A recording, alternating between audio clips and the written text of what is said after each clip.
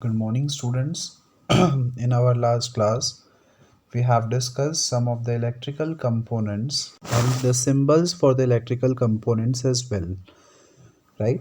एक basic electric circuit में हम जो जो इलेक्ट्रिकल कंपोनेंट्स का यूज़ करते हैं उन सब के लिए हमने जो सिंबल्स हैं वो देखे। ऑल्सो हमको उनको लर्न भी करना है, right? Now the next topic that we are going to start from today is the cell. So what do we mean by cells? ये सेल वही हैं जो हम यूज़ करते हैं हमारे रिमोट कंट्रोल्स में, टॉयज़ में। इस सेल के बारे में हम पढ़ेंगे कि ये सेल कैसे बने होते हैं और किस तरीके से वर्क करते हैं और कैसे इन सेल्स के कारण इलेक्ट्रिसिटी जो है वो फ्लो होती है। Electric current can be produced through many ways. हम इलेक्ट्रिक करंट को बहुत सारे तरीक़ों से जनरेट कर सकते हैं। आपको पता है सेल की हेल्प से, बैटरी से, हमारे घरों में जो डायरेक्ट इलेक्ट्रिक करंट आता है वो भी एक सोर्स है। और भी बहुत सारे तरीके होते हैं जिससे हम इलेक्ट्रिसिटी प्रोड्यूस कर सकते हैं। The source in which electric current is produced by the virtue of chemical reactions are called electrochemical cells और सिंपली एज सेल्स। ऐसे सोर्सेज जहाँ पर हम इलेक्ट्रिक करंट को केमिकल रिएक्शंस के द्वारा प्रोड्यूस करते हैं, राइट? मतलब जहाँ पर जो इलेक्ट्रिक करंट है वो केमिकल रिएक्शन के कारण प्रोड्यूस होता है, ऐसे सोर्स को हम बोलते हैं electrochemical cells, right? So electrochemical cells are those cells जिसमें जो इलेक्ट्रिक करंट है वो केमिकल रिएक्शंस से प्रोड्यूस होता है, केमिकल रिएक्शंस से बनता है। बेसिकली जो सेल्स हम यूज़ कर रहे हैं उसके अंदर कुछ केमिकल्स होते हैं और उन केमिकल्स के बीच में रिएक्शन होती है जिसके कारण जो इलेक्ट्रिक करंट है वो प्रोड्यूस होता है। अब ये जो सेल्स हैं वो दो टाइप के होते हैं, primary cells and secondary cells. अब प्राइमरी सेल का मतलब क्या और सेकेंडरी सेल का मतलब क्या वो समझते हैं। First one would be the primary cell. A primary cell is that which once used can not be reused. Primary cell वो होते हैं जिनको अगर हमने एक बार यूज़ कर लिया तो हम उनको दोबारा से रीयूज़ नहीं कर सकते हैं। In primary cells chemical energy is converted into electrical energy. Primary cell में जो केमिकल एनर्जी होती है वो इलेक्ट्रिकल एनर्जी में कन्वर्ट हो जाती है। The same thing that I have just told you कि जो केमिकल्स होते हैं उनके बीच में रिएक्शंस होती हैं और उन रिएक्शंस के कारण जो इलेक्ट्रिक करंट है वो फ्लो होता है। इसके एग्जाम्पल्स की अगर हम बात करें तो Daniell cell, dry cell, Leclanche cell, voltaic cell etcetera are the examples of primary cell. ये सारे सेल्स क्या होते हैं और कैसे वर्क करते हैं, इनमें से कुछ सेल्स हम अभी पढ़ेंगे और कुछ सेल्स आप हायर क्लासेस में पढ़ेंगे, राइट? सो जो डेनियल सेल है, ड्राई सेल है, लेक्लांचे, वोल्टेइक, ये सब एग्जाम्पल होते हैं प्राइमरी सेल के। प्राइमरी सेल वो जिसको अगर आपने एक बार यूज़ कर लिया तो हम उसको दोबारा से यूज़ नहीं कर सकते हैं। अगर the next type of cell that we are going to discuss is the secondary cell. Now, what do we mean by the secondary cell? That thing we are going to discuss here. A secondary cell is that which can be used again and again by recharging it. Secondary cell वो cell होते हैं जिसको हम बार बार use करने के बाद भी recharge कर सकते हैं और उसको रिचार्ज करने के बाद हम उसको फर्दर यूज़ कर सकते हैं। In secondary cells, chemical energy is converted into electrical energy that can be reversed by passing electricity. Secondary cells में जो केमिकल एनर्जी होती है उसको इलेक्ट्रिकल एनर्जी में कन्वर्ट कर दिया जाता है और उसको आप रिवर्स भी कर सकते हो फर्दर इलेक्ट्रिसिटी को पास करके। A discharged secondary cell can be recharged by passing electricity through it and hence it can be used again. और जो सेकेंडरी सेल होता है अगर वो डिस्चार्ज हो गया है तो हम उसको फिर से रिचार्ज कर सकते हैं उसमें इलेक्ट्रिसिटी को पास करके।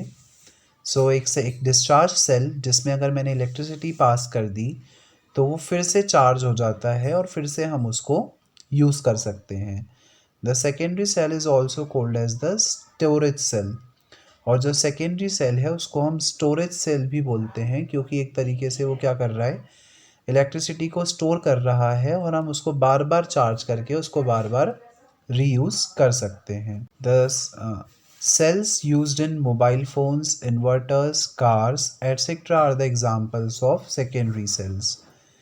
मोबाइल फ़ोन, इन्वर्टर, कार, इन सब में यूज़ होने वाले जो सेल्स होते हैं वो कैसे होते हैं, सेकेंडरी सेल्स।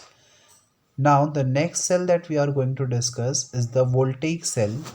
अब एक वोल्टेइक सेल क्या होता है और किस तरीके से वर्क करता है वो समझते हैं।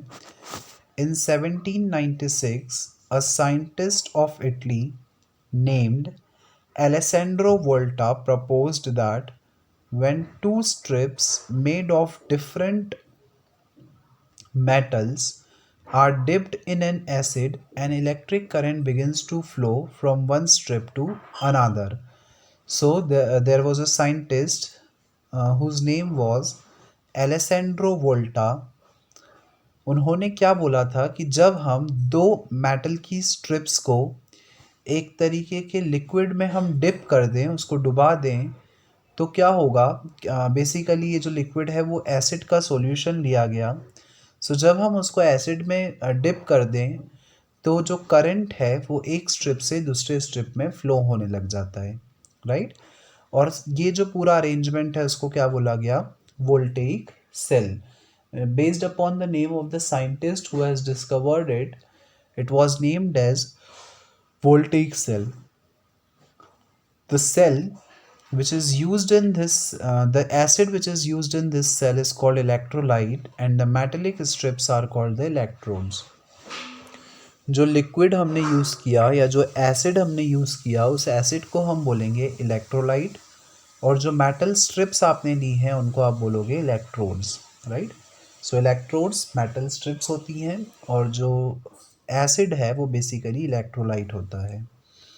अगर हम इसके कंस्ट्रक्शन को समझें, so what can how is the simple voltaic cell get constructed, that thing we are going to discuss here. A simple voltaic cell consists of a glass vessel in which two rods, one of copper and other of zinc, are dipped in the dilute sulfuric acid taken in a glass vessel। अगर हम एक simple voltaic cell की बात करें तो जो simple voltaic cell होता है वो एक ग्लास वेसल का बना होता है।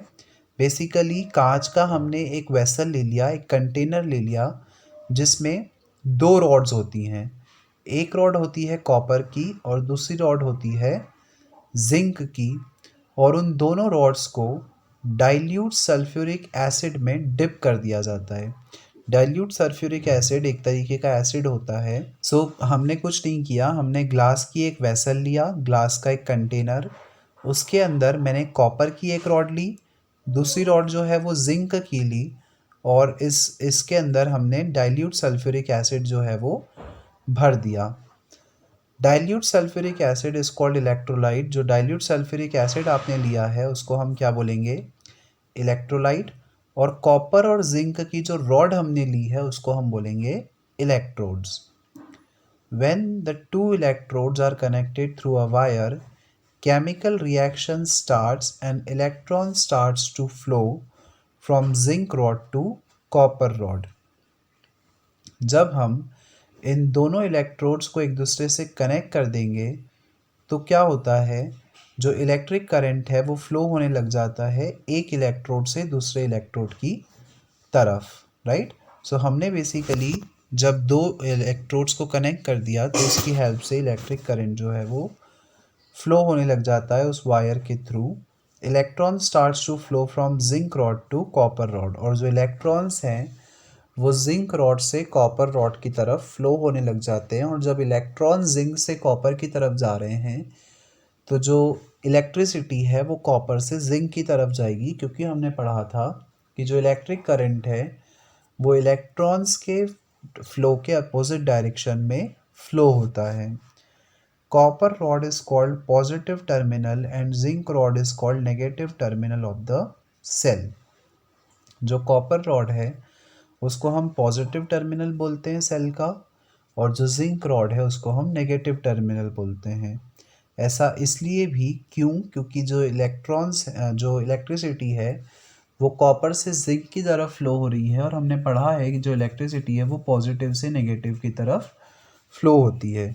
तो हमारा कॉपर पॉजिटिव टर्मिनल और जो जिंक है वो नेगेटिव टर्मिनल।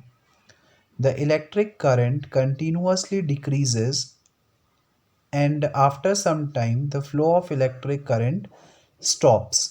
अब क्या होगा, जो इलेक्ट्रिक करंट है वो धीरे धीरे कम होता जाएगा और एक पॉइंट ऐसा आएगा जब जो करंट है वो फ्लो होना बंद हो जाएगा। Due to these reasons this cell is not considered a good source of to produce electric current. और इन रीजन्स के कारण जो ये वाला सेल है वो एक अच्छे सेल के रूप में हम उसको यूज़ नहीं करते हैं, क्योंकि एक तो आप एसिड का यूज़ कर रहे हो तो थोड़ा सा रिस्की हो सकता है for the children. Second thing is that कि यहाँ पे जो इलेक्ट्रिक करंट फ्लो होता है वो कुछ समय बाद फ्लो होना बंद हो जाता है। That is why it is not convenient to use this cell. Also एक चीज़ कि इस सिंपल वोल्टेज सेल में ये जो जिंक रॉड है उसका लॉस होता है, राइट। धीरे धीरे करके जो जिंक रॉड है वो ख़त्म होती जाती है, इसलिए भी हम इसका यूज़ जनरली नहीं करते हैं। अब रिएक्शन समझते हैं कि किस तरीके से ये केमिकल रिएक्शंस होती हैं जिसके कारण इलेक्ट्रिसिटी जो है वो प्रोड्यूस हो रही है। So the following reaction takes place. Anode पर, एनोड का मतलब होता है बेसिकली जो नेगेटिव इलेक्ट्रोड होता है उसको हम एनोड बोलते हैं। और यहाँ पे नेगेटिव इलेक्ट्रोड कौन सा है, zinc electrode. So that is why zinc is suppose to be the negative electrode. तो जिंक पर क्या होगा, हमने जिंक का सॉल्यूशन लिया है, जब हम उसको H2SO4 में दैट इज़ सल्फ्यूरिक एसिड में डिप कर देते हैं और इलेक्ट्रिक करंट फ्लो होने लगता है, तो जो जिंक है वो अपना Zn ट्वाइस पॉजिटिव आयन बना लेता है और वो 2 इलेक्ट्रॉन्स को रिलीज़ कर देता है, राइट। और इसी का जस्ट उल्टा ये जो कॉपर है वो 2 इलेक्ट्रॉन्स को गेन कर लेता है और जो कॉपर आयन है वो कॉपर मेटल में कन्वर्ट हो जाता है। ये रिएक्शंस कैसे वर्क करती हैं या आप हायर क्लासेस में और ज़्यादा अच्छे से समझेंगे। अभी के लिए हम सिर्फ इन इक्वेशंस को लर्न करेंगे, right. In a simple voltaic cell, the zinc electrode become electron rich and the copper electrode become electron deficient. Simple voltage cell में जो जिंक इलेक्ट्रोड है वो इलेक्ट्रॉन रिच होता जाएगा, क्योंकि और जो कॉपर इलेक्ट्रोड है वो इलेक्ट्रॉन डिफिशिएंट होता जाएगा। मतलब जिंक पे जो इलेक्ट्रॉन है उसके नंबर बढ़ते जाएंगे और जो कॉपर है वहाँ से इलेक्ट्रॉन्स कम होते जाएंगे, right. Due to this electron flow from zinc electrode to copper electrode. और जो इलेक्ट्रॉन्स हैं वो जिंक इलेक्ट्रोड से कॉपर इलेक्ट्रोड की तरफ फ्लो होंगे। Due to this the electrons flow from the zinc electrode to copper electrode. और इसी रीज़न से जो इलेक्ट्रॉन्स हैं वो जिंक इलेक्ट्रोड से कॉपर इलेक्ट्रोड की तरफ फ्लो होते हैं। अब इस सिंपल वोल्टेज सेल में कुछ ड्रॉबैक्स होते हैं, इसमें कुछ कमियां होती हैं। क्या है ये ड्रॉबैक्स वो समझते हैं। So these cells have the following drawbacks. इन सेल्स में कुछ ड्रॉबैक्स होते हैं। First one is zinc continues to reacts with sulphuric acid even when it is not in use. मैंने अभी बताया आपको कि जो जिंक है उसका लॉस होता है और जब आप सेल को यूज़ नहीं भी कर रहे हो उस समय भी ये जो जिंक है उसका लॉस होता रहता है। Thus there is a wastage of zinc in this cell. और इसीलिए जो जिंक है वो वेस्ट होता है इस सेल में। The next one is hydrogen gas bubbles deposition on the copper electrode lowers the cell potential and prevent further reaction। इस रिएक्शन में हाइड्रोजन गैस निकलती है और ये जो हाइड्रोजन गैस है वो कॉपर इलेक्ट्रोड के ऊपर डिपॉजिट हो जाती है, जिसके कारण ये जो सेल है उसका पोटेंशियल कम होता है और जो रिएक्शन है वो धीरे धीरे करके जिसके कारण जो रिएक्शन है वो एडवर्सली अफेक्ट होती है, राइट। सो इस तरीके से जो सिंपल वोल्टेज सेल है वो वर्क करता है और इस तरीके से एक सिंपल वोल्टेज सेल के थ्रू जो इलेक्ट्रिक करंट है वो फ्लो होता है, right. Now the next one that we are going to discuss is the dry cell. Dry cell भी एक तरीके का सेल है। अब ड्राई सेल कैसे वर्क करता है वो समझते हैं। In 1865 G Leclanche invented a new cell which removed the defect of simple voltaic cell. G Leclanche, he was the name of a scientist. So वो एक साइंटिस्ट थे। उन्होंने क्या किया, एक नया सेल बनाया जिसमें कि जो सिंपल वोल्टेक सेल में जो कमियां थी उन कमियों को दूर करने के लिए उन्होंने एक नया सेल बनाया जिसको हमने बोला dry cell. Dry cell is an improved form of voltaic cell. जो ड्राई सेल होता है वो एक वोल्टेक सेल का इम्प्रूव्ड वर्जन होता है। It is very convenient to use, और इसको आप बहुत अच्छे से इजीली यूज़ कर सकते हो। It is used in torches, transistor, toys, clocks etcetera. इसको हम टॉर्च में, ट्रांजिस्टर में, टॉयज़ में, क्लॉक्स में, हर जगह हम इसको यूज़ कर सकते हैं। A single dry cell can produce a voltage of 1.5 volt. एक नॉर्मल जो ड्राई सेल है वो 1.5 का पोटेंशियल डेवलप कर सकता है, राइट। एक ड्राई सेल का सिंबल, ड्राई सेल जो है वो इस तरीके का होता है। यहाँ पर बीच में एक कार्बन की इलेक्ट्रोड होती है जो कि एज अ कैथोड बिहेव करती है, as a positive terminal behave करती है। उसके बाद यहाँ पर जिंक की एनोड होती है, मतलब जिंक की एक रॉड होती है जो कि एज अ एनोड बिहेव करती है, मतलब कि as a negative electrode behave करती है। इन दोनों के बीच में स्पेस होती है, और यहाँ जो स्पेस है वहाँ पे कुछ केमिकल्स फिल्ड होते हैं। ये केमिकल्स क्या होते हैं, zinc chloride, ZnCl2, manganese oxide और अमोनियम क्लोराइड। इन सब को हम एज एन इलेक्ट्रोलाइट जो है हम इनको यूज़ करते हैं, राइट। अगर इसके कंस्ट्रक्शन को मैं समझूं तो एक सिंपल ड्राई सेल जो है वो एक कार्बन रॉड का बना होता है which is inserted into a black coloured powder, और इस कार्बन इलेक्ट्रोड को हम ब्लैक कलर्ड पाउडर के अंदर फिल कर देते हैं। The powder is a mixture of manganese और डाइऑक्साइड एंड कार्बन, और ये जो पाउडर है वो मैंगनीज, डाइऑक्साइड और कार्बन का मिक्सचर होता है। The powder is taken in small muslin bag. जो पाउडर है उसको हम छोटे से मुस्लिन बैग में लेते हैं। Muslin bag is a kind of bag. Muslin bag is placed inside a zinc container, और जो मुस्लिन बैग होता है उसको हम एक जिंक कंटेनर में फिल कर देते हैं। Muslin bag must be filled in a zinc container. The space around the muslin bag is filled with moist paste of ammonium chloride and gelatin. और जो स्पेस मैंने आपको बताई, जो स्पेस होती है उस स्पेस में हम अमोनियम क्लोराइड और जिलेटिन का पेस्ट जो है वो फिल कर देते हैं। The zinc container is placed in a leak proof cover. जो जिंक कंटेनर है उसको हम एक लीक प्रूफ कवर में फिल कर दे उसको सील कर देते हैं। And the top is sealed with a pitch, और उसका जो टॉप है उसको सील कर दिया जाता है एक पिच की हेल्प से। अब जो जिंक कंटेनर है वो एज अ कैथोड बिहेव करती है, मतलब कि as a negative electrode behave करती है, और जो कार्बन रॉड है वो एज एन एनोड और as a positive electrode behave करती है, right. Usually brass cap is provided on the carbon rod, और कार्बन रॉड के ऊपर ब्रास की एक कैप भी लगा दी जाती है। ब्रास एक तरीके का मटेरियल होता है जिसके बारे में आप हायर क्लासेस में पढ़ेंगे। When the cell is connected to an electric device, chemical reaction takes place in a cell and electric current is produced.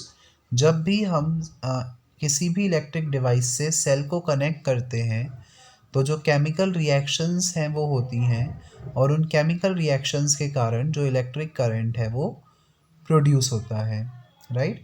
अगर मैं कुछ एडवांटेजेस की बात करूं तो ड्राई सेल के कुछ इम्पॉर्टेंट एडवांटेजेस हैं। वोल्टेक सेल की जो कमियां थी उन कमियों को इस ड्राई सेल ने रिमूव किया, और जो ड्राई सेल है उसके जो एडवांटेजेस हैं उसमें फर्स्ट वन है this cell is light in weight and small in size. ये जो सेल्स होते हैं वो छोटे होते हैं वेट में, और साइज़ में भी छोटे होते हैं और वेट में कम होते हैं, मतलब आप इनको ईजिली एक प्लेस से दूसरी जगह कैरी कर सकते हो। This cell can be transported from one place to another, इनको हम एक जगह से दूसरी प्लेस तक ईजिली कैरी कर सकते हैं। There is no fear of leakage in dry cell, चूँकि यहाँ पर आप कोई केमिकल यूज़ नहीं कर रहे हो, मतलब लिक्विड फॉर्म में कोई केमिकल यूज़ नहीं कर रहे हो, तो आपके जो लीकेज है उसके कोई चांसेस नहीं होते हैं, राइट। इसीलिए इसको ड्राई सेल बोला जाता है, ड्राई मतलब सूखा, राइट। तो यहाँ पे जो लिक्विड जो सेल जो इलेक्ट्रोलाइट है वो लिक्विड फॉर्म में नहीं है जैसा कि वोल्टेइक सेल में था, इसीलिए यहाँ पे लीकेज की प्रॉब्लम नहीं होती है और ये कन्वीनियंट होता है यूज़ करने में, right. So this was the dry cell.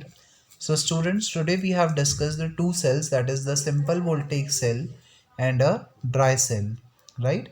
Now in our next class we are going to discuss the next type of cell, that is the button cell. तो बटन सेल क्या होता है, कैसे work करता है, वो सब हम नेक्स्ट क्लास में समझेंगे. So that's all for today's class students. Thank you.